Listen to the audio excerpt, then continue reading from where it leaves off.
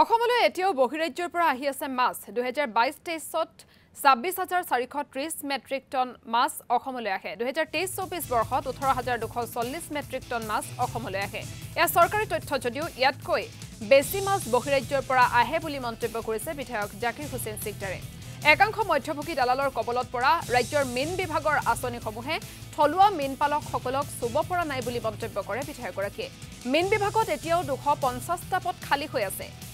বাহিৰৰ মাছ অসমলৈ অহাৰ বাবে ৰাজ্য চৰকাৰে দায়ী বুলিও মন্তব্য কৰে বিধায়কগৰাকীয়ে এতিয়াও অসমত অন্ধ্ৰ প্ৰদেশ উত্তৰ প্ৰদেশ পশ্চিম বংগ আৰু বিহাৰ ৰাজ্যৰ পৰা অসমলৈ মাছ আহে আৰু ৰাজ্য চৰকাৰৰ বিভাগীয় মীন বিভাগৰ তথ্য মতে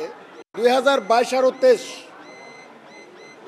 বাহিৰৰ পৰা মাছ আহাৰ পৰিমাণ হৈছে 26,430 মেট্ৰিক টন 2023-24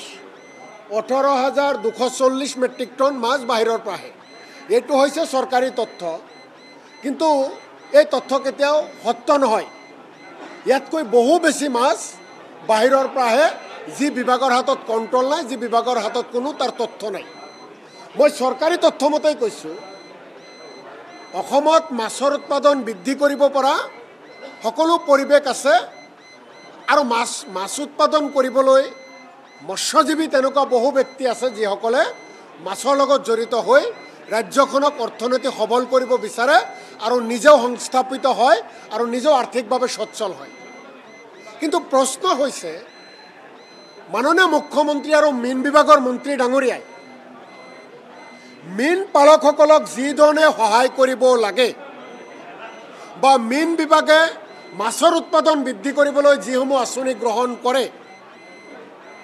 সেই আঁচনিসমূহ যিসকল প্ৰকৃত মীন পালক তেওঁলোকক যাই চুব নোৱাৰে অৰ্থাৎ মীন বিভাগৰ লগত প্ৰকৃত মীন পালকসকল যিসকল আছে তেওঁলোকৰ লগত কোনো যোগসূত্ৰ নাই মাজত এজা দালাল শ্ৰেণী আছে বিষয়া দালাল শ্ৰেণী আৰু মীন বিভাগ এনেকৈভাৱে চলি আছে 80% তেনেকুৱা অৰ্থ ব্যয় হৈ আছে কিন্তু কামত অহা নাই